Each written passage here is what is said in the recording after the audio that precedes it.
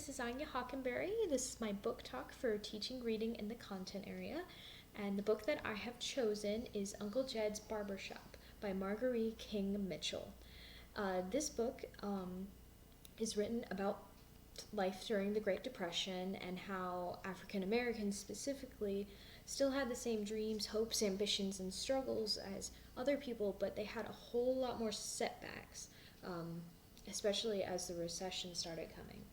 Now, this book is excellent for middle grades because even though it's written at a third grade vocabulary level, its sentence structure of simple and compound sentences would do well to help show how a story progresses. And, well, I think I'll just show you. So, I'm going to read the first 3 pages of this story. It sets up the characters very well, and I think you'll like it. Uncle Jed's Barbershop. Jedediah Johnson was my granddaddy's brother. Everybody has their favorite relative. Well, Uncle Jedediah was mine. He used to come by our house every Wednesday night with his clippers. He was the only black barber in the county. Daddy said that before Uncle Jed started cutting hair, he and Granddaddy used to have to go 30 miles to get a haircut. After Uncle Jed cut my daddy's hair, he lathered a short brush with soap and spread it over my daddy's face and shaved him. Then he started over on my granddaddy. I always asked Uncle Jed to cut my hair, but Mama wouldn't let him. So he would run the clippers on the back of my neck and just pretend to cut my hair. He even spread lotion on my neck.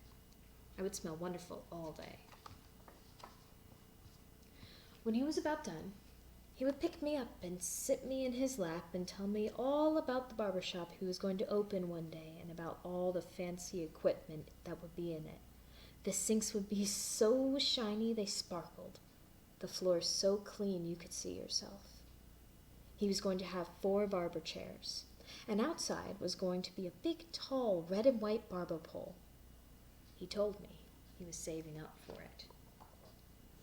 Now, as the story goes on, things don't go easily for Uncle Jed. Awful things happen, and they can't do very much about it. They're not in a good position economically. Her father isn't making a lot of money, and, well, you'll just have to read the book and see. It's an excellent book. Uncle Jed is the protagonist of the story in a way. Sarah Jean narrates it, but Uncle Jed is the real protagonist because he does a lot of what she's saying is happening. But he is such a kind and generous character. You can't help but think that he was following God's will and that he always looked out for his family first. Even when people couldn't pay him to cut their hair, he still did it. He accepted whatever they had, and he didn't ever make them feel any less for it.